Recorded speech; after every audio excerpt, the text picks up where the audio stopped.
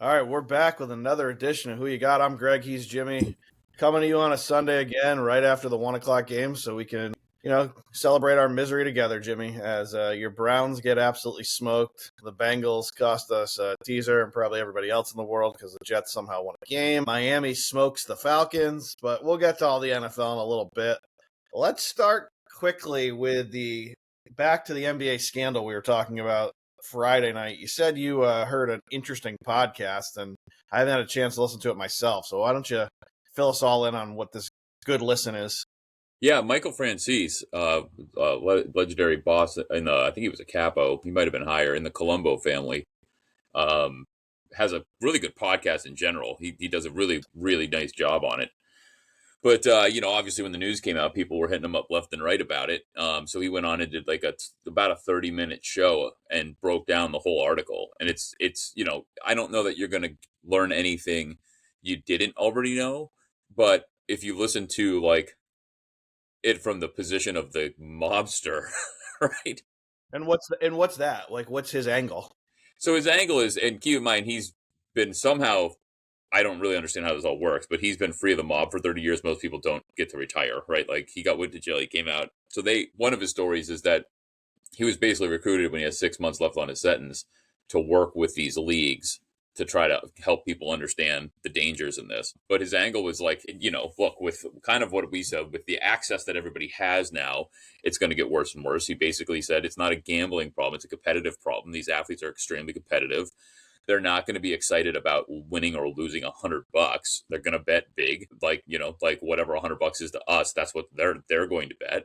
And it's a losing track. And he had a couple where he didn't name any names, but he spoke about back in the day when he was still active, some NFL players that they would have in their pocket, ways they would make it happen.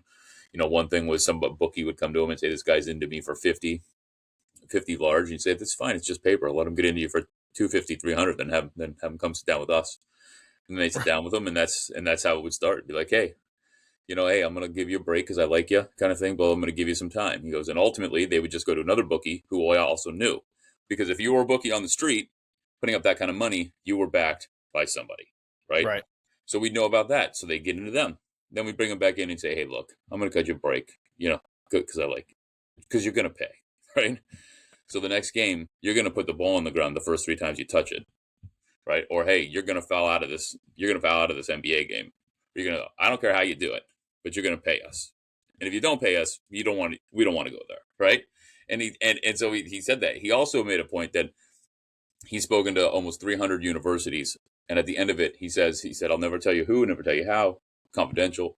But I say, hey, if you're in trouble, and you need to talk about how to get out of it, basically send me an email, gives them all an email. He goes, every single one of them, before I get to my hotel, I've got an email from somebody that was in the crowd, said that they're in some sort of problem. So this is going to just continue. It's not going to end. But his stories and the way he tells them, he's a great storyteller, and the way he breaks it down, it was a fantastic listen. It's only 30 minutes long. If you're bored, put it on in the car. Michael Franzese, very good. What's the name of the actual podcast? Do you know off the top of your head? I don't know what his podcast is actually called. I'll find it as we're talking here. While you're looking that up, did he allude to any specifics of what they had him do besides drop the ball 3 times or position? Like, did he get a quarterback in his pocket and say, don't throw that guy the ball or something like that? He would basically say they were doing things to make sure the under would hit or the other side would hit. Right. So he talked about it as opposed to the NBA with you're going to fake an injury. He talked about getting the refs' pockets. There's ways to do it. Like, hey, he used the Lakers as an example. He said, this is just an example. It's not a real life thing, but you get in a ref's pocket and you bet the under. And the ref's in you for some money. He's got blah, blah, blah, blah, blah. He's got wants to buy his kids presents for Christmas. God forbid somebody in his family's sick. So Kobe Bryant gets a couple early fouls and has to sit the bench for a lot of the first half, right? Better chance of hitting it. He's like, now you might not hit it the first time, but you got some people in your pocket. You're going to hit them as you go.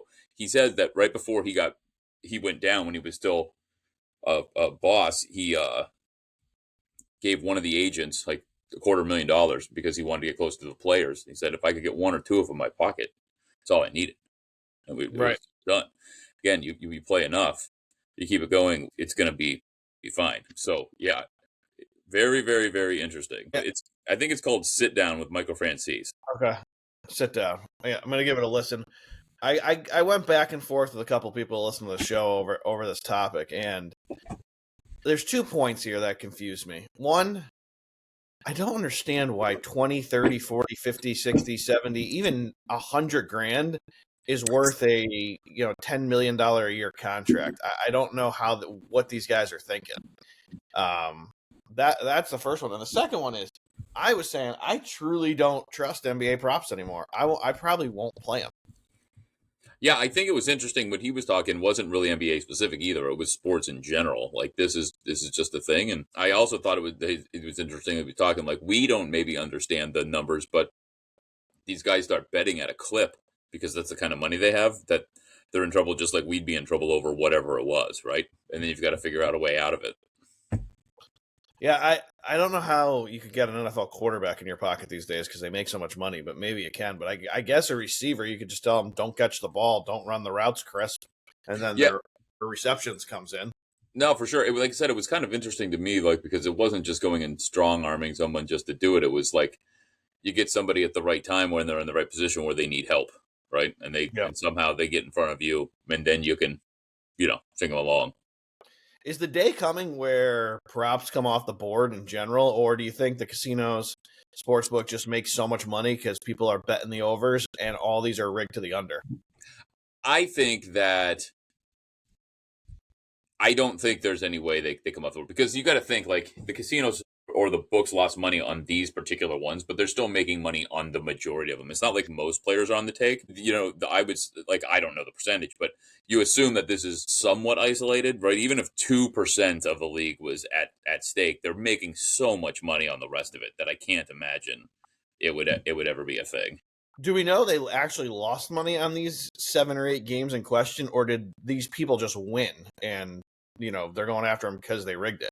I don't know. It's a really good question. If the books actually won or lost on that, that's a great question. I would assume they lost on it because who's putting that much money on the over on Terry Rozier? Yeah, right. True.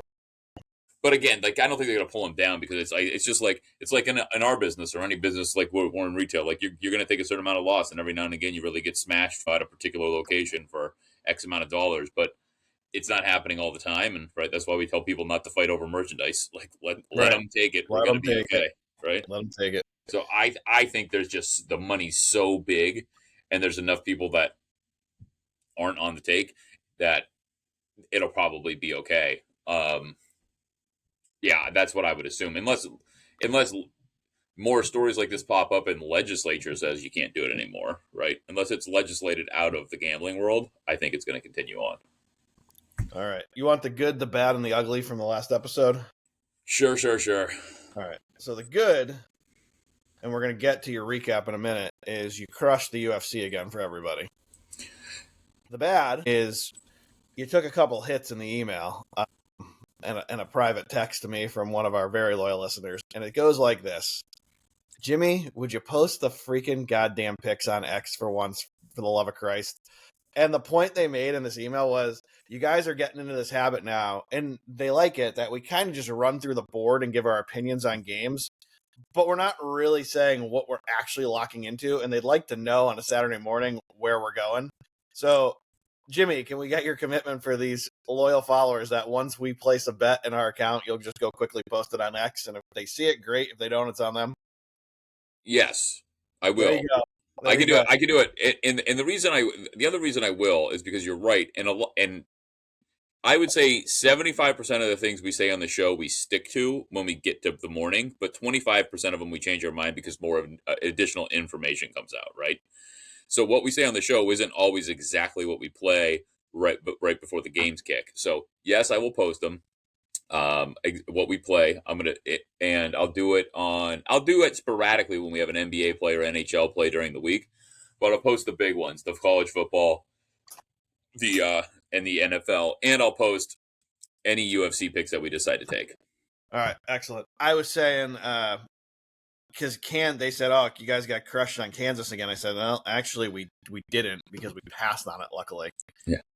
So, and I mean, we can, give the UFC recap. You go 2-0. Oh, I got a question before you go into the recap. Yeah, go ahead. Did we get extremely lucky because that was called a no contest? If that could have went DQ and it's a loser, correct? No, if it was because the bet we took was KO, TKO, or by winning by DQ. So, Okay.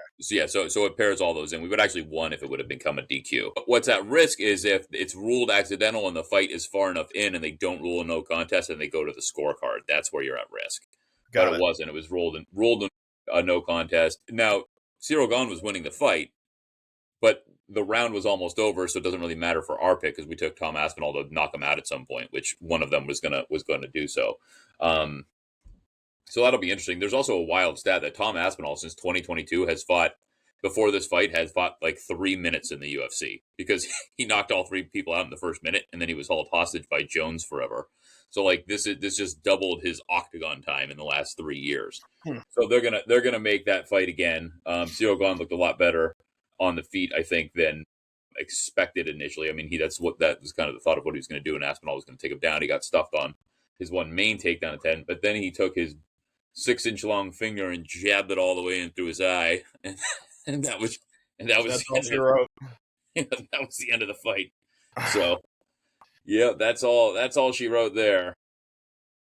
They're going to get a rematch. Nobody, Dana, everybody's a little bit disappointed in the whole thing. It is what it is. However, the 2 we hit on, one, guys, these freaking last names. Rakic, who I can pronounce easily. Murzakanov knocked him out in the first round. So that was the one that I said the line doesn't make sense to me. So I think it's a trap, but I don't care. I'm going to take it anyway. He hit him with a straight right. It was almost like an off jab, but he punched right through him and he knocked him out cold. It was like one clean shot he landed. He knocked him out completely. And the Mackenzie Dern Jandiroba fight went to a decision as we expected. So we went 2-0 and we got our money back on the third one. So yeah, not a bad night. Not a bad night. I mean, you're picking at about 70% this year. So, I mean, pay attention to the UFC. What's next week bring? Do we have a card? Because this could be a big Thursday show because we got the Breeders' Cup coming up this weekend too. So next week we have a fight night. The next big one is November 15th. That's Jack Della Maddalena versus Islam Makhachev, and that's the big fight where Makhachev is moving up in weight. Theoretically, the best pound for pound guy. Jack Della Maddalena just beat Bilal Muhammad, who is a training partner of Islam. Very similar fighting style, except for Islam is much better, but he's also smaller. So it's going to be a really interesting fight. I mean, if Islam does what he always does, he's just going to dominate the fight. But all JDM's done is beat everybody in front of him. So that should be interesting. And our boy Carlos Prates is fighting on that card. So I'll be very excited to talk about that. Next week's, like I said, a fight night. We'll maybe find 1 or 2 things just to pick there, but nothing wildly exciting. All right. The good ones I've talked about, just an okay night. Well done again. I thank you for making us money. The audience hates you for not making them money, but a couple people heard it early and they got down. I will tell you I didn't get to the ugly. The ugly was I had to repost the show 3 times. If anyone's wondering why, it was because Ryan gave out everything but our social security numbers on the last show, so we had to scrub a little bit out there. So sorry for the 3 different posts. Real bad look, Ryan. Real bad look. We're gonna have to switch you to some NA beer for these shows. We're going to have to teach them the first rule of Fight Club is going to have to be repeated a few times. Yeah, 80% of the show is him giving out our personal information or yelling at the Blue Jays. Yeah, seriously. Personal information, criminal background checks. It was all there on Friday night, everyone. But we scrubbed out. Yeah, anything you wanted to know, just get Ryan a couple of light beers and tell him. Sorry, Ryan, you're taking a few hits today. Yeah. You can defend yourself Thursday. Yeah. All right. So speaking of the Blue Jays, he got a big win. He was pumped up on Thursday. Oh, excuse me, that was Friday. We had a Friday show. That was Friday. Last night, the Dodgers hit back. Glasnow is pitching tomorrow night. I hate to say it, but I think the series is all but over now. You're probably right. And we've talked about it off the air. I'm 90% sure we talked about it on the air a couple of times. But the Blue Jays won that game just like we keep talking about. Like, they win every game by multiple. If they either lose the game or they win by 4 or more, they won that game by 7 runs. So, to me, if you think the Blue Jays are going to win, like, bet that run line up a little bit because that's just what happens. They get hot and they beat you down. Yeah. That's the only thing. Yes, I think it's all over. We all think the Dodgers are clearly the more talented team. They turned it on at the right time. I just But if the think Blue Jays get hot, the Blue Scherzer, Jays get hot. So I don't know. and they might, but Glasnow is an ace, and Scherzer, I mean, I don't think he can go through this Dodgers lineup more than one time. Maybe he goes one time through the order, and the second time they're going to hit this guy. Yeah. I would think this is Scherzer's swan song, though I don't know if he's planning on pitching next year or not. Probably is because I money's believe money. he's 41, so Yeah. I don't know if he's coming back for another one. I can't remember if he's on a 1-year deal or not. Well, I agree. I think it's most likely the end. That was good. I mean, it was a great career for him, so nothing to be ashamed of. No, great career. All right, let's recap, and then we'll kind of go into some of the early week games for college football. But yesterday, your boys from Indiana just kind of laughed all over UCLA. So Took him out behind the woodshed and just pounded him. Just absolutely pounded them. That must have made you happy. So the surprise, I don't know if it's a surprise or not. We talked about it. We debated it. I went back and forth. I said I got to take a shot one more time on LSU and Death Valley. You just can't bet this guy in big games, unfortunately. A&M is really, really good. I get that. But again, with the talent you're putting on the field, LSU should have been able to defend the homeland. And, I mean, it was barely competitive in the second half. I mean, they outscored them 35-7. The Brian Kelly experiment's got to come to an end. Yeah, I think it's interesting because I agree with you. They have enough talent that this shouldn't have happened. And A&M's a really good team. So it was like the perfect storm of Brian Kelly can't get over the hump and can't put it together versus good teams. And A&M appears to be a really good team now. So I'll read through a couple of picks. But, I mean, they look really good. After they got that lead, it looked like it could be close. LSU jumped what A&M jumped out, LSU jumped back and then A&M just took off, and it was it. You go into halftime up 18-14. You got to find a way to come out in the second half and sustain momentum at home and win that game. That's what good teams do, and that's what good coaches do. They got slaughtered in the second half. That's what bad coaches do. They don't make adjustments, and they let the other team make adjustments and crush them. And again, they lose this game 28-25. I'm sitting here going, well, it was a good game. You know, we made a bad call. We should have probably just took who we thought the better team was because we said they were the better team, but the line smelt a little fishy to us, so we wound up on the LSU side. Seriously, the Brian Kelly experience has to come to an end. Well, and when we were talking about it, it's that I didn't know at the time, but I think Brian Kelly was like 20-1 in primetime games at home at LSU. Something. I believe it. I mean, they were playing the Sisters of the Poor every time, but yeah, right.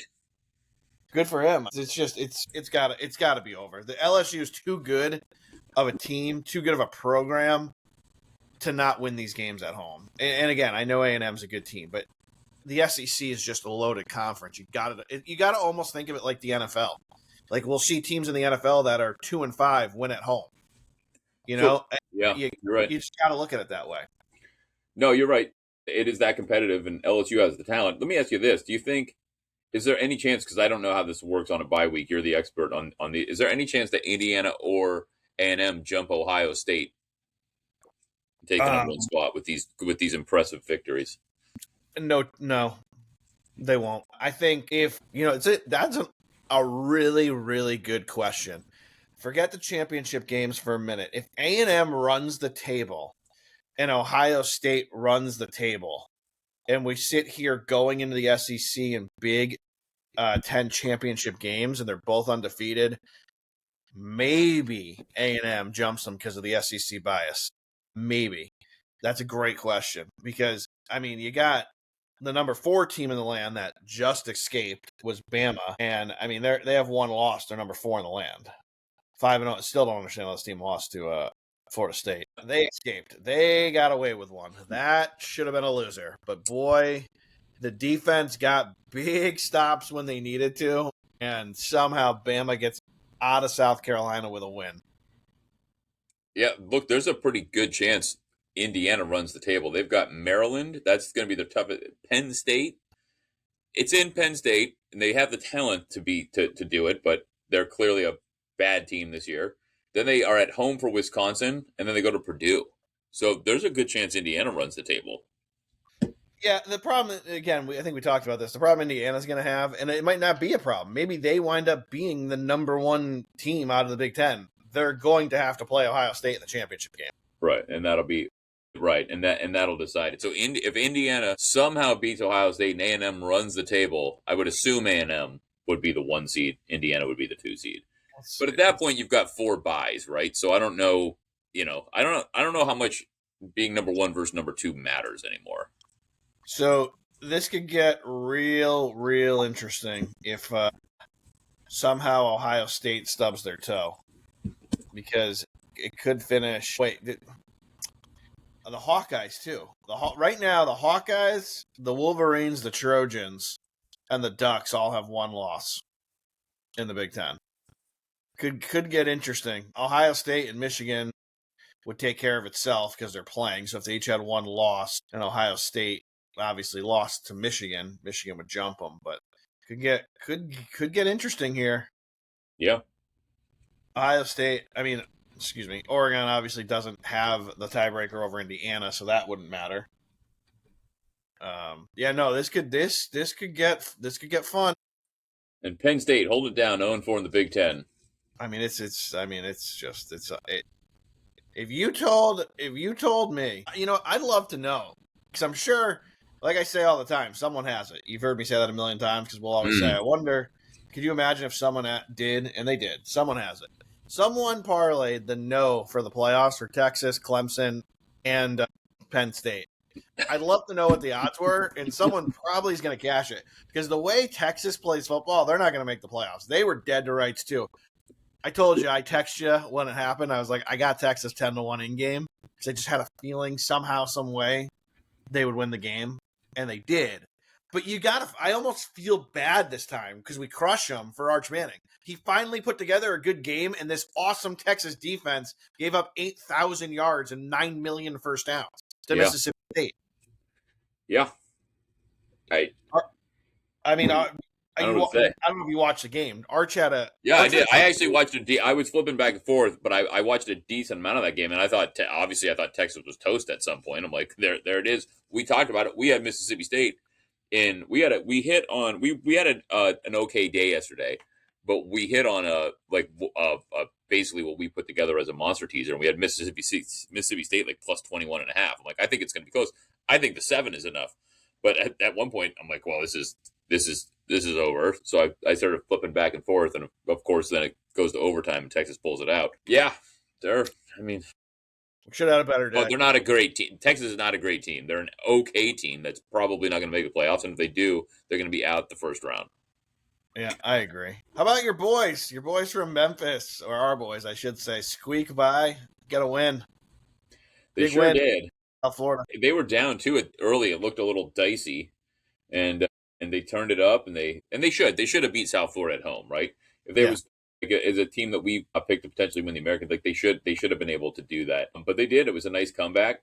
Nice game by the quarterback Lewis. I like Memphis. It's tough to tell with some of these smaller conference teams at times, but they've 7-1, 7-1.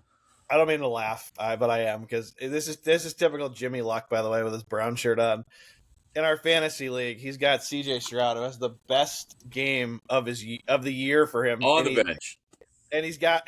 Oh my God, you didn't even start him. That's even funnier. Yeah, I didn't know that honestly in live time, but I was just looking over my shoulder, and this would be typical Jimmy Luck, his number 1 quarterback, where he's like, all right, I got my number 2, and now the number 1's gonna go ball.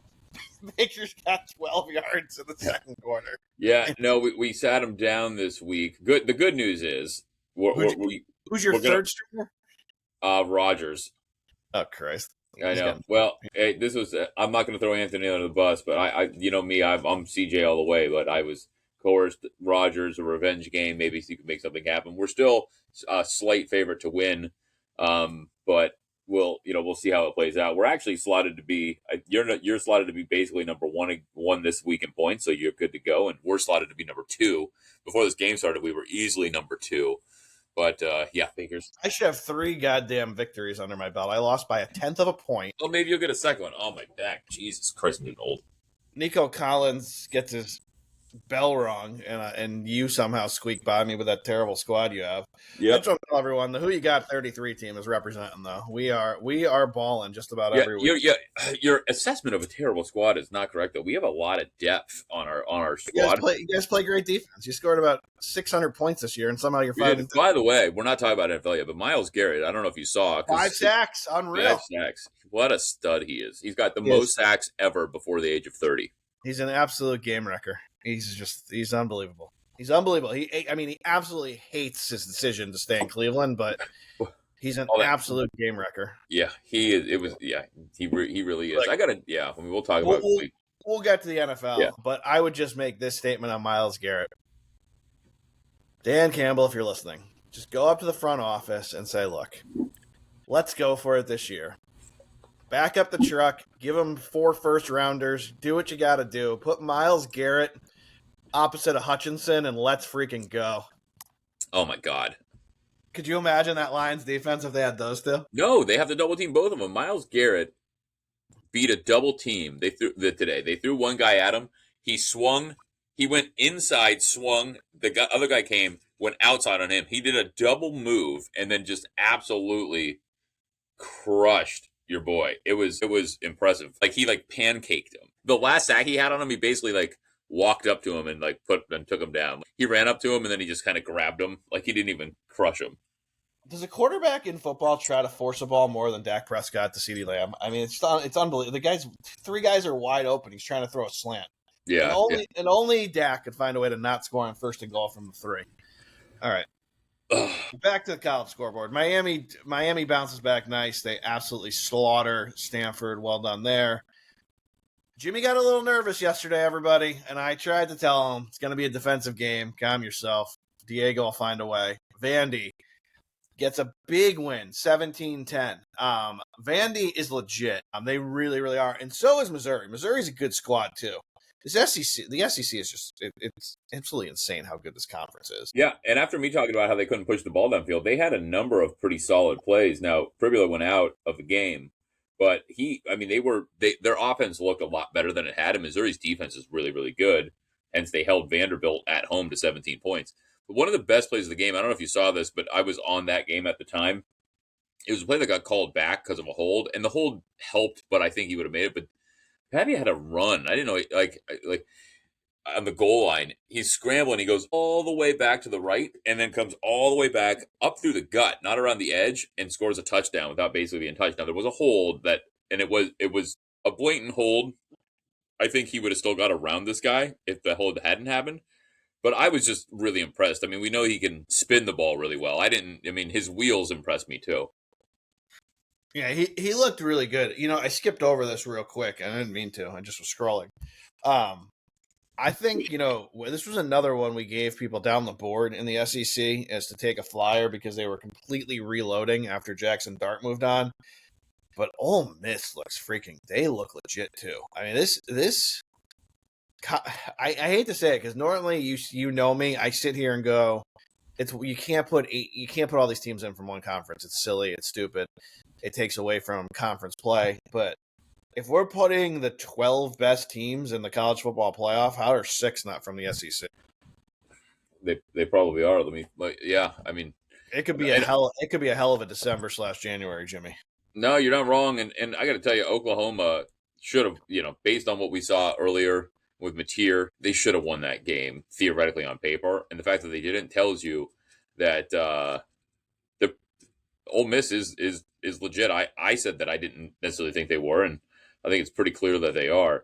So yeah, I mean, look, if we're talking about 6, A&M, Alabama, I think they're a lock.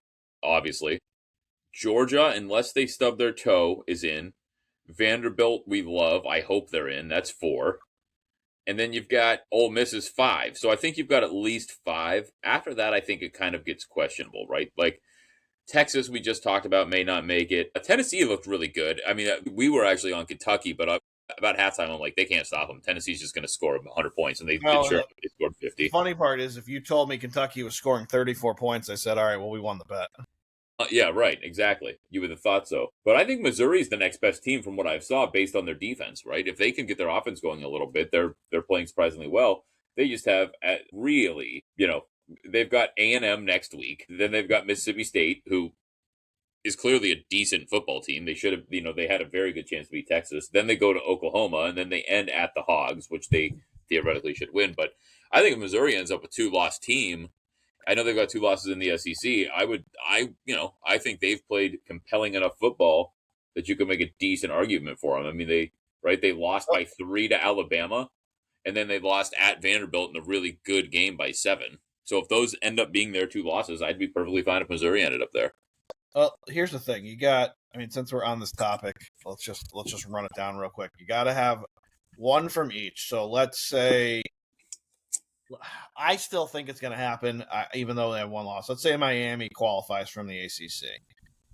Big 12, let's say it does wind up being Texas Tech, although I think Cincy could give – I think Cincy's real good. They absolutely clobbered Baylor. It's just another big win. I think Cincy's dangerous. I don't know how you feel. I told you that I love that game. I thought they would clobber them, and they did. I think Cincy's a problem. I really do. They're 7-1. They're undefeated in the Big 12. Texas Tech has 1 loss in the Big 12 now, right? Yeah, so Cincinnati's undefeated in the Big 12. I think Cincy could be a problem, but let's say, for sake of argument, it's Texas Tech, right? Big 10 will give it to Ohio State, figuring it's going to be Ohio State, Indiana, probably. One of those What about BYU in there? Well, BYU is another problem. They're undefeated, right? But see, that was another game, and we'll talk about that game quickly, and then I'll go back to this playoff prediction. Look, the way we bet, and over the course of time, it's done us well, right? When we see a fishy line, we always go against the public. It's getting to the point, though, in college football in these big games where it might just be time to bet the better team. I feel like, I know we're pot committed, but it's almost like I'm ready to do a 180 and say, all right, it's time to just bet the better team. Because I'll say right now, Iowa State was the right play. I mean, they're up 24-17 at the half, and then another team just gets absolutely slaughtered at home in the second half. It's just amazing that these teams can't. Yeah, they got slaughtered. I felt very good at halftime. You're not wrong. And look, yeah, and I mean, if we're going down the rabbit hole of that, Houston, right, who we also played in a alternative spread bet, didn't need to. Yeah. right. Well, remember, I was telling Jimmy a stat that's it really is kind of mind blowing. It's like since 2015, only 17% of games the spread comes into play in college and pro football. Either the underdog wins outright or the favorite covers 83% of the time. Yeah, I'm starting to think when we take these, because we play a lot of these alternative spread games where we take a favorite, or a dog, and we add the points. We're like, they're not. This is a close game. We add points. We feel really good about it. And the good news is when you do that and we're right, you don't sweat it. You're like, yeah, this is in the bag. You're not scratching your head to the last minute trying to figure out what happens. But it's not a bad call. But we really feel as strongly about it to put a couple of bucks on the money line on these guys because it's happened multiple times yesterday. Yeah, it sure did. All right. Let's say, let's run through the board, and then we'll see if there's anything else. Hoodie almost pulled off a win at home against the ranked team, so that was nice to see. They were at least competitive. They lost by 1. We talked about Memphis. I think how they lost, too, is important. They kept it low scoring, right? That's his thing, defense. He held Virginia to, 17 points, something like that? Yep. I was spot on here with Washington. I thought they'd just destroy Illinois at home, and they did. Jimmy with a great call on Houston. They won the game on the field. He said that was a lock, and you were right there. 24-16 Houston, good call. SMU loses a heartbreaker to Wake Forest, 13-12. Probably puts them in a real bad spot. And the last one I'm going to harp on from last week, just because we have to, and thank God we didn't freaking play it, because we almost did. How bad is Kansas? They are just such a bad team. I mean, Kansas at home in their biggest rivalry game got absolutely smoked to just a sleepwalking Kansas State team this year, 42-17. I mean, I don't even know. This Kansas is terrible.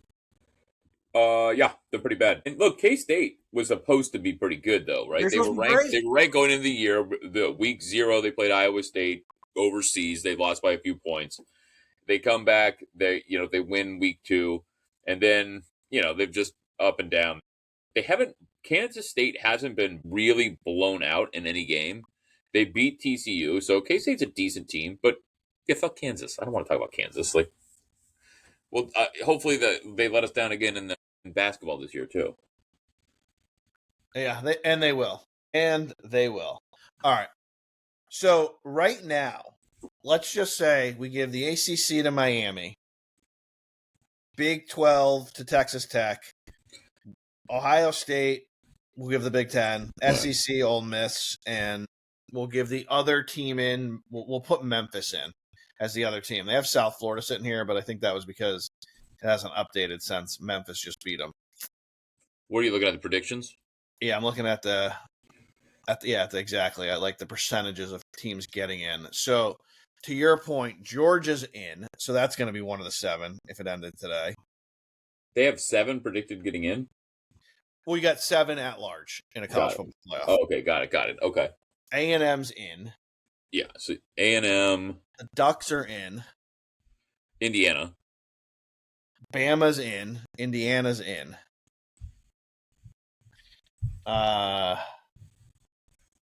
Then it gets real interesting. You have, I mean, right now you would have to put BYU. Who do we we had Miami, Texas Tech, Memphis, Ohio State, right? That's who we're.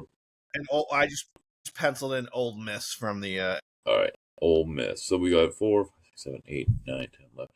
How about Notre Dame? So here's the thing. This is the where you're at. If we put in Miami, Tech, Ohio State, Ole Miss, Memphis, Georgia, A&M, the Ducks, Bama, Indian, BYU, you got one spot left between Oklahoma, Georgia Tech, Texas, Vandy, Missouri, ND, Tennessee, and then a possible other Big Ten team with a USC, a Michigan if they went out, something like that. Memphis isn't even on here, but I'm assuming they will be after that win, right? They only have one loss, correct? Yeah, they only have 1 loss. Yeah, so I think they're going to. They weren't ranked last week, but they should win the American, right? I would probably out of that. I would probably lean G Tech, and then it would be 2 out of the ACC, 2 out of the Big 12, 3 out of the Big 10, 1, 2, 3, 4, only 4. Yeah, you'd only get 4 out of the SEC, which is probably right, and then your one other. That's your 12. This is why it's got to go to 16. That would be your 12-team playoff. Well, it's going to be interesting to see how this all shakes out. Yeah, it really is. This is fun though. I mean, this is It's only going to get funner, right? Yeah, I mean it has to.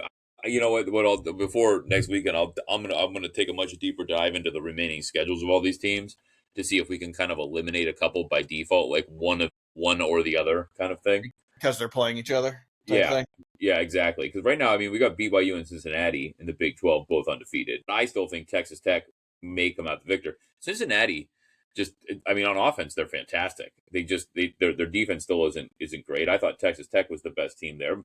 But here comes Houston winning on the road, and they only have 1 loss as well. So it's those 4 teams. Utah's cooked, right? So you've got BYU, Cincinnati, Texas Tech. Houston's not dead in the water. Let's see. Just for fun, we'll look at this last one. Houston plays Baylor. They don't play anybody. They play TCU. They play UCF. They play West Virginia. So they're not going to. They don't control their own destiny, so to speak, between now and then. Right? So that might be their downfall. But they should. I mean, TCU will be tough, but it's at Houston. They should win the other 3, right? Yep. And then again, you got ND sitting there. It's going to be interesting. All right, let's switch from college football to quickly college basketball. Believe it or not, 1 week from tomorrow, we're back. And we start out with 2 big games, which I'll get to in a second. But just kind of looking right off the bat here with futures and the projections here. Purdue, Houston, co-favorites, followed by UConn and Kentucky. Duke, Michigan, Florida, BYU, Louisville, and there's Kansas rounding out the top 10 on the betting board. Oh, you know what? That's my betting board. Yours is going to be a little different because you're going to actually see St. John's. Still the thing I hate the most. I see St. John's picked in like the 6 to 10 range out here in a lot of the previews I see. Initial thoughts when you look at these odds? I mean, would you take a shot on Michigan 15-1 or too light? I mean, probably too late. I transparently haven't done a deep dive into college basketball. We've been so consumed with everything else. I'm excited to do it. Yeah, but probably too late. I got the Johnnies ranked 5th with preseason rankings. Nothing to do with the betting favorites, but that's where they are. So that'll be interesting to see if they're actually gonna back this thing up. They've got Ejiofor coming back. They've got some good players. But yeah, I haven't done a super deep dive. I'm really excited about it. I've been following actually through the NBA some of the players we watched last year. My guy Fears has been actually doing a pretty nice job down there on a shithole team, New Orleans. I felt so bad when he got drafted there. I'm like, God damn it, just take people I like and send them to purgatory. Yeah. But no, I haven't done a deep dive. But yeah, I would say the problem with this is just so early. I think it's more wide open than it's ever been with the transfer portals and whatnot. I think just like we talked last year, Kansas being maybe the first or the worst number one preseason ranked team of all time. Now, I mean, it's Purdue. Is Purdue going to be that good? Houston, hey, they were really good last year. Are they going to be what they are they going to be able to run it back? I don't know, but I'm excited to do the deep dive. Houston's absolutely loaded. Absolutely loaded. I don't know if I trust Purdue. I mean, they're good on paper, but I don't know. I wish the odds were higher on Kentucky. 13-1. It's a little light for me, but Mark Pope is a great coach. He's a great pick by Kentucky. And I know a lot of people were skeptical after Calipari left that they went with Mark Pope. They are loaded. He did a phenomenal job in the transfer portal. So I love my Kentucky's chances this year. I think your Michigan squad, because this is where we break. We're Michigan football fans, but I go to Kentucky for basketball. Jimmy stays true. I think Michigan's got a good shot here. I think the Cowboys have zero chance in covering our bet. They suck. I think Kansas has no chance. Keegan at 22-1. I think that's the worst bet on the board. But if you're looking initial long shot for me, if you want to throw a little pizza money bet right now before these odds change, I take a shot on Wisconsin 70. Yeah. Generally have a good squad. Why not? I think they'll be a good bet. I think they'll be there. I think they'll be a top 4 or 5 seed, and maybe they make a run for you. They just Frank posted. Kaminsky's coming. Yeah, oh my God, he was great. Whiskey, to reach the Final Four, you can get 22-1. So there you go. It's another good one. Right now, let's see. You got Kentucky 4-1 to get to the Final Four. Where's your Michigan boys? Michigan, same thing, right there, 4-1. I'd rather take them to win it all. 4-1 just to make the Final Four doesn't seem good enough. Just with the number of things that can go wrong. You got to come out of your region. It's yeah. It's decent value because you got to figure when you get to the Final Four, you got to be 2 really, really good teams. This Cowboys bet has no chance, Jimmy. Just FYI. They can score in bunches. They can also get scored. Hey, they can get scored on in bunches too. Yeah, they're just terrible. Let's see. The American Memphis, big favorite. Well, not big favorite. Plus 200. I loved Memphis last year and they let me down. Yeah, I know. South Florida, plus 3-1. I'll tell you what. The one that I think could give them trouble is the third bet on the board. And I know I said it for football. Everyone's like, "Who are they?" Don't sleep on the Mean Green from North Texas at 5-1. They got a real shot to win that conference this year. The Big 12 is very weighted in the favor of Houston. So if you do like Kansas, they're probably the best value at 7.5-1. I personally like Arizona 8.5-1. That's really all I'd go. I don't really trust BYU, so I probably wouldn't go there. Big 10, it comes down to really Purdue 2-1, Michigan 4-1. Jimmy, we always have a soft spot for Michigan State because they just grind. They're 16-1 to win the conference. Yeah, they do. Because they have the best coach. What's going to be sad when Izzo finally retires because he feels like he's one of the last old school coaches from that I remember. The Mountain West, San Diego State plus 120 is no surprise. Utah State has been great for a while. Boise State, then followed by New Mexico. But I'll tell you what, I would take a shot here If you wanted the 14-3 Denver, if you wanted a little long shot here, I'd go first year in the conference, Grand Canyon. Grand Canyon comes out of a conference they absolutely dominated every year. First year in there, I think Grand Canyon's got a shot. SEC, you know where I'm going here. It would just be silly for me to pick it. And then the West Coast, here we go again. Gonzaga minus 160 and St. Mary's plus 425. Yeah, I saw Mark Few on an interview the other day. I just turned to the channel. I'm like, I can't. I can't anymore with this guy. I know. I can't do it. I can't do it. So we'll probably talk about this next week. Or actually, we'd have to talk about it. Yeah, next week we could talk about it. It's Monday, November 3rd. You got the two, whatever they call it, the classic that tips it off here. You got Florida giving 3.5 to Arizona and Villanova catching 7.5 from BYU. I love BYU to smack Nova around quite a bit, but I actually like Arizona to get Florida. All right. The good news about our Cowboys bet that's probably dead is we've got 14.5. So if we can get a score on this next drive, maybe we're alive. They won't. They suck. All right, let's go to the league, the NFL. We already kind of recapped our misery earlier. It's unbelievable, the Bengals. They are just, I mean, you got to fire Taylor, right? 23-7. They get outplayed in the fourth quarter. Yeah, he's a bad coach. He's been a bad coach, I think, for a while. He kind of seems like a D-bag. I think that's his biggest problem. Like, he's not a likable guy either. Like, I don't know. Jimmy, you have a 15-point lead on the 0-7 Jets at home going into the fourth quarter, and you lose. Yeah, I mean, the Jets are a powerhouse. Justin Fields was basically denounced by the owner saying he's no good, bench him, and then Tyrod Taylor gets hurt, and they're like, no, it's fine, play him. Yeah, he's great. And he played the best game of to his credit, he played the best game of the year. He played, like, that's what they need to do, turn him loose, just let him play football, maybe give him some consistency. But, yeah, the Bengals, I don't know. I mean, do you blame Flacco for being a 42-year-old quarterback? That's I don't know what you do here. You want to hear a crazy stat? And it's probably held true this week based on this. Well, maybe not. 244 and a touchdown. I don't know if you ran one in Fields. But every game that Fields started this year and played the game, he's been no less than QB7 in fantasy football. Yeah, I believe it. Justin Fields, I feel bad for him. My in-laws and I was talking to my father-in-law about this. And then I was actually getting my car washed. I was talking to a Jets fan there about this as well.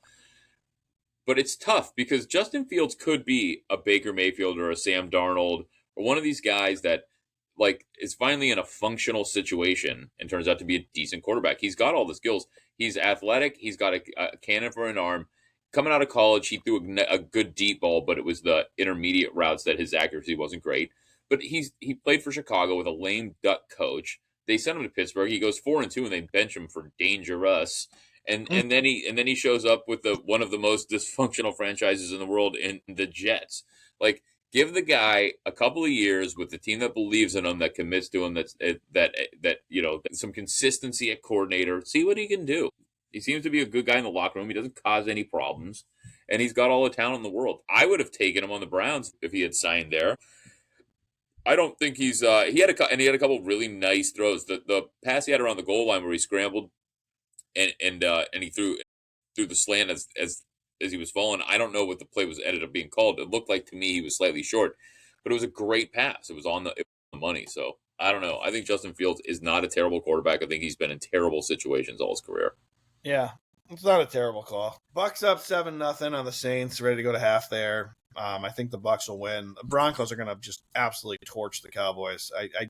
This Cowboys team drives me fucking nuts. Colts should beat the Titans. Let's hope, because we should have one.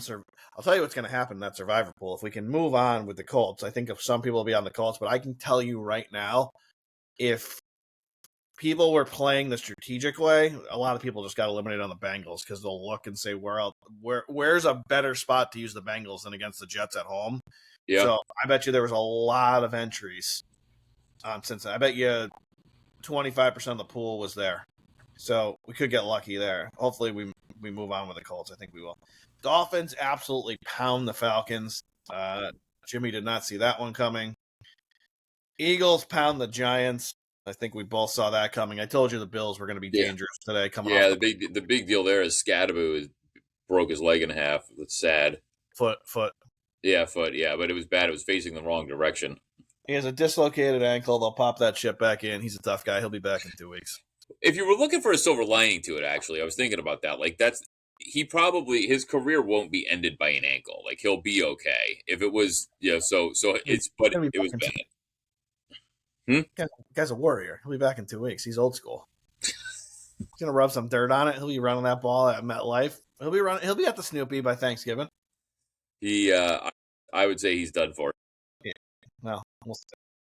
They're not a great team, so if I was him, I would be too. Ravens, I told you this. I just had a feeling, even without Lamar, there was no way this team wasn't gonna win. They're gonna turn it around. They're gonna find a way to be relevant by the end of the year, whether that's competing for the last wild card spot or this division really does get turned upside down because it's so bad, and the Ravens somehow are competing to win the division by the end of the year. All right, Sunday Night Football. I think we're against each other here. I'm all over the Packers. I'm giving the 3. I think they destroy the Steelers. I think the Steelers have the most overrated defense possibly of all time. So this is, and they're starting to be rated correctly because people are talking about them as being pretty pedestrian. Joey Porter Jr. is becoming a really good player. T.J. Watt's obviously a really good player, but yeah, they're not dominant. But what I said was I think the Steelers are going to have a very good script cut to come out. Rodgers starts the game generally really, really well, and then he takes the foot off the brakes. They play basically extremely safe football. So I would be comfortable, and I know it's betting it both ways, taking Pittsburgh plus 2.5 in the first half, but laying it for the game. And because I think that's truly the way I see this going. I think Pittsburgh's going to keep it tight, might even go into halftime with a lead. And then I think Green Bay is going to just come after him in the second half. Rodgers is going to get sacked a couple times by Micah Parsons. And Green Bay is going to run away with it. Well, you know the good news, because I'm always here to pick you up on stuff like this that you wouldn't know. Mm-hmm. You can actually bet that, and you don't have to play it both ways. There is a bet on just about every site where you can bet Steelers to win the first half, Packers to win the game. I think that's a bet I might take. Let me tell you right now, it's usually called sometimes it's under game specials. Game props. Game props. No. There's been a lot of octopuses this year. Should we take an octopus tonight? The old puss. I don't know. People still come at me for like, how do you know what that means? I mean, it's Jimmy. You knew what that was. Yeah. Oh my God. Now you can put me on the spot. We've talked about it multiple times. The octopus is 2-point conversion. Help me out. You get the touchdown and the 2-point conversion on the same sequence. You score the touchdown, then you get the 2-pointer. Yeah. God, Dak is so bad. It's actually a really good bet. 6.5 to 1. If you want to take the Steelers to win the first half and the Packers to win the game, 6.5 to 1. I think that's how this plays out. Yeah, I mean, hey, it's a good bet. Put a little pizza money on it. Maybe we have a boosty in there. Yeah, we will be checking. I mean, our actual bet will be the Packers. It's moved to 3. Wasn't it 3.5? It was 3.5. Yeah, it's down to 3. And then tomorrow night, your thoughts here with the Commanders game. I'm going to avoid this game because on paper I say, look, we're going to take the Commanders. Deebo Samuel's back. Terry McLaurin's back. Marcus Mariota has proven to be a viable backup quarterback. But it's in Kansas City, and if KC comes out and beats them by 28 points, I'm going to be like, why? Okay, this is the most obvious thing to avoid of all time. So I think it's an avoid. But I would honestly lead the Commanders based on what they're getting back. The issue is their defense hasn't been playing good. Yeah, and Dan Quinn, his calling card was always the defense, and they're not playing well, and Kansas City's offense is suddenly playing really well. So, I don't know. I just don't know. I'm with you. I taking anything here, it's some bet tied in with the Chiefs or a Chief player or something here. The Chiefs should win this game. They should move to 5-3. Commanders should move to 3-5. It's unfortunate for the Commanders this year because they can't stay healthy. But God, how good is Winfield Jr.? I mean, he's so underrated. It's very good. But you nailed it. The defense, the Commanders' defense is just not good, and Mahomes is QB1 this year. I mean, he has been on fire. He's running the ball like he did his rookie year again. He's not getting hit either, ever. He knows how to run. He gets out of bounds. He gets down. But he's taking whatever is there. He's making smart decisions every time. I mean, Kelsey's not having a big year at all so far, and Mahomes is just, balling, Jimmy. And he's got all his weapons back, right? Everybody's back from injury and back from suspension, and they have 2 running backs, Pacheco and Kareem Hunt is a very good veteran back. Right?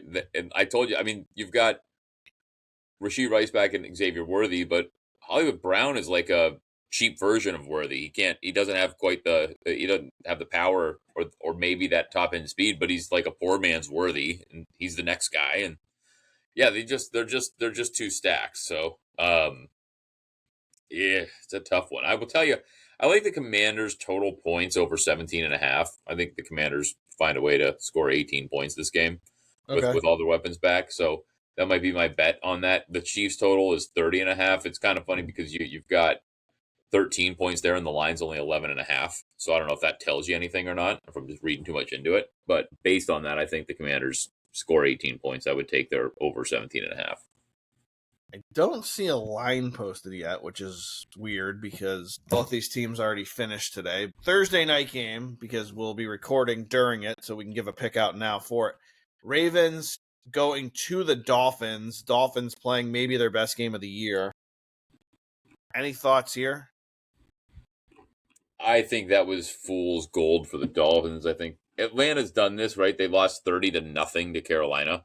Like they just lay an egg. So no, I think the Ravens showed up today. I think the Ravens defense played a lot better today, especially stuff in the run. I would lean Ravens, but is it in Miami or in Baltimore? It's in Miami. I think the Ravens are going to pound them. I think there's a very good chance Lamar's back. I mean, he was a late scratch this week. They just won a game. If Pittsburgh loses tonight after Cincinnati lost, and of course Cleveland lost, no surprise there, the Ravens are right in the mix. So if they could get a win, they're still very much alive in it to win the division. So if Lamar can play, I think he will. I think this might have been their move to keep him out because they knew they had a short week instead of playing him on Sunday and then having to turn him around on Thursday. And it worked. They got one today. And if he comes back, then lay whatever you have to because I think Baltimore tunes Miami up. Completely agree. Let's see. Any college early in the week? James Madison at Texas State on Tuesday. I like JMU. I told you I thought they'd win that conference, so I like JMU there. You could look to a moneyline parlay if you want because Kennesaw State should beat UTEP pretty easily at home.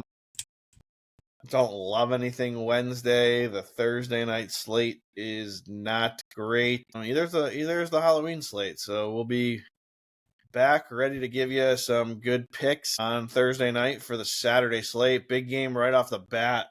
Noon is Vandy goes to Texas, Jimmy, and Vandy is an underdog. Another highlight game next week is Georgia Florida is always big. That's one. Let's see. I don't think that'll be competitive. Michigan, no, that's not going to be a big one. Yeah, there's really not many great games next week. What's the date of the Vandy Texas game? That is next weekend on Saturday at noon. Vandy's the dog, huh? Vandy's the dog, and then your night game is Oklahoma going to Tennessee. Oklahoma opens a 4-point favorite, and then your nightcapper, which is a very intriguing game. And I mean, the odds makers really do not give Cincinnati much love, especially when they go to the road. They're almost a touchdown dog at Utah, which we talk about all the time. It's a tough place to go play. It really is. But that's a good game. It's a really good game. I don't know. This could be just like the Arizona State game, Houston, Arizona State, where you called Houston. I don't know. I might like Cincy and the points there, Jimmy. Yeah, I don't hate it. That's next weekend. Let me do my look ahead here. Next weekend, not great, not a great slate, but there's a couple good games, and then the NFL. I like Cincinnati there. I don't. Yeah. Nothing out for the NFL yet.